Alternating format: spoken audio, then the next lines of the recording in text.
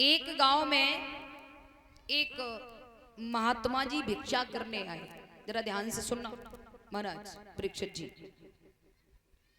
एक गांव में एक महात्मा जी भिक्षा करने आए। दरवाजे पर आवाज लगाई, माता भिक्षाम देहि। उस घर से एक नई बहू निकल के आई, जिसकी शादी को सिर्फ 2-4-5 साल हुए थे। बहू भिक्षा लेके आई। बहू ने महात्मा जी को देखा, अरे ये तो इनकी उम्र तो 21-22 साल की उम्र है और इस उम्र में ये बाबा हो गए। सोच रही है बहू ने भिक्षा तो दे दी और बहू बोली, महाराज इतनी जल्दी क्या पड़ी थी आपको? बहू कह रही है उस महात्मा से, और ये सारी बातें उस बहू का ससुर कमरे से सुन रहा है। कमरे में जंगला लगा है, उससे सुन रहा है। बहू ने कहा कि आपको इतनी जल्दी क्या थी, क्या जल्दी थी आपको? तो महात्मा जी बोले, डर लग रहा था। क्या कहा? डर लग रहा था। अब तो ससुर और आग बबूला। बताओ, जबान महात्मा से बहू कैसे बात ही कर रही है मेरी। देवी, हाँ आपकी उम्र क्या है? बहू बोली, उम्र ज्यादा नहीं है, 5 वर्ष की है। 5 वर्ष की? बोले हाँ। देवी, घर में पति देव होंगे? बोले हाँ। उनकी उम्र क्या है? बोले ज्यादा नहीं है। बोले कितनी है? बोले 3 वर्ष की। 3 वर्ष की? बोले हाँ। देवी, बोले हाँ। सासू माँ होगी घर में? बोले हाँ। उम्र क्या है? बोले 2.5 वर्ष की। देवी, ससुर साहब जी होंगे? बोले हाँ। बोले उम्र क्या है? बोले पैदा नहीं हुए हैं अभी। महात्मा जी बोले कोई बात नहीं। महात्मा ये कह करके भिक्षा लेके चले गए। अब उस बहू के ससुर को बड़ी गुस्सा आ रही है। वाने का करो, पर रात तो कट गई। सवेरे होते ही वो जो बहू थी, बाके मायके वालों को सबको अपने ना बुलाओ, पंचायत लगवाई। तुम्हारी लड़की जबान महात्मा से क्या बातें कर रही थी, पूछो उसे। पंचायत लगी। बहू को बीच में खड़ा किया गया। बहू हाथ जोड़ करके बोली ससुर जी से कि पिताजी, जरा आप पंचायत लगाने से पहले अपनी बहू को बेटी की तरह सामने बिठाकर एक बार उससे पूछते तो कि बेटा ये क्या बात है, तो मैं उसका आपको रिस्पांस देती, मैं आपको उत्तर देती, आपको समझाती। आपको इतना बड़ा षड्यंत्र करने की क्या जरूरत थी पिताजी? ससुर क्रोधित होकर के बोला, मुझे भाषण मत दे, जो पूछ रहा हूं उसका जवाब दे। महात्मा भिक्षा करने आया, तूने उससे क्या कहा? कितनी जल्दी क्या थी? उसने कहा डर लग रहा था। किसका डर लग रहा था उसे?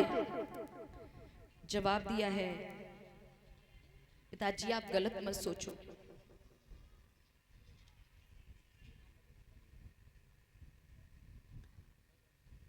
बहू बोली, पिताजी इसका मतलब ये है, मैंने उनसे कहा कि इतनी जल्दी क्या थी, इसका मतलब ये है कि उनकी उम्र, उन महात्मा जी की उम्र 21-22 साल की थी।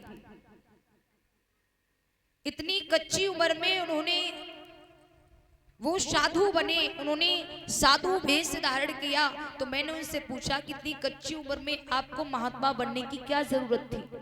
तो उन्होंने कहा डर लग रहा था। इसका मतलब ये है, उनका भाव कुछ अलग नहीं, कुछ गलत नहीं।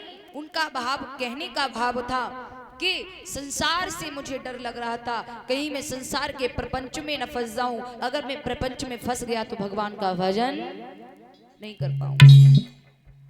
अच्छा, उस महात्मा ने तुझसे कहा कि तेरी उम्र क्या है, तो तूने क्या कहा? 5 वर्ष की उम्र है, जबकि तेरी उम्र 20-21 साल की, और तूने कहा 5 वर्ष की उम्र है तेरी। जवाब दिया, पिताजी आप गलत ना सोचें।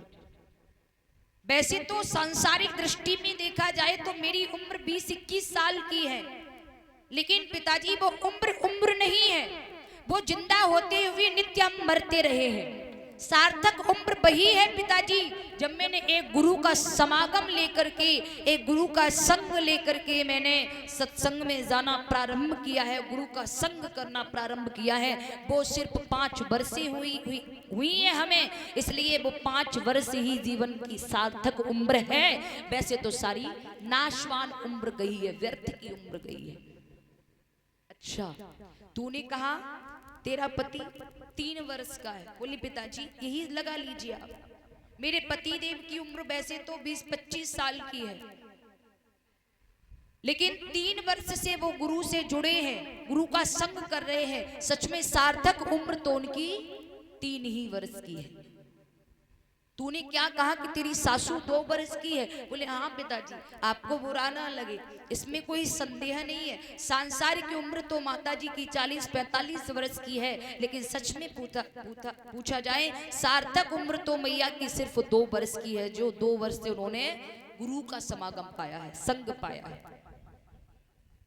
तूने क्या कहा ससुर पैदा नहीं हुआ, तू कहां से आ गई, बोले पिताजी ऐसे शब्द मत बोलिए। इसका मतलब ये है कि मैं आपसे बहुत निवेदन करती हूं कि गुरु का संग करिए, गुरु का संग करिए, लेकिन आप पर कोई प्रभाव नहीं पड़ता।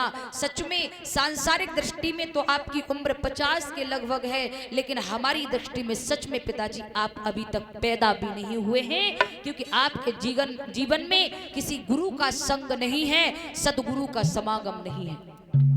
तो प्यारे, उम्र वही सार्थक होती है जिस उम्र में भगवान को याद किया जाए, उनका चिंतन किया जाए।